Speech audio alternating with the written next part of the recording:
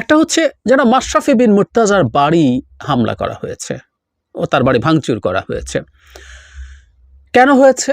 এই মানুষটা মানুষের দারুণ রেসপেক্টেড ছিল, কোনো সন্দেহ নাই। এদেশের মানে ক্রিকেট টিমের সদস্যদের মধ্যে তার যে এক ধরনের ডাউন টু আর্থ অ্যাটিটিউড মাঝে মাঝে মানুষ দেখেছে, মানুষ তাকে বেশ পছন্দ করত।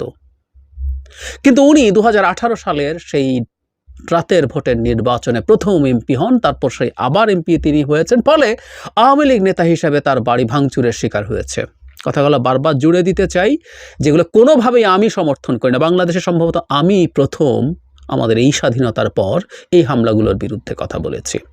আমি এক মুহূর্ত দেরি করিনি, ওই দিনই বলেছি। যাই হোক, এই বাড়ির হামলাটাকে আরেক ক্রিকেটার লিটন দাসের বাড়ি বলে চালানোর চেষ্টা করা হয়েছে ভারতের বিভিন্ন জায়গায়। লিটন দাস হিন্দু যেহেতু, তার উপর একটা কমিউনাল হামলা হয়েছে, এটা দেখা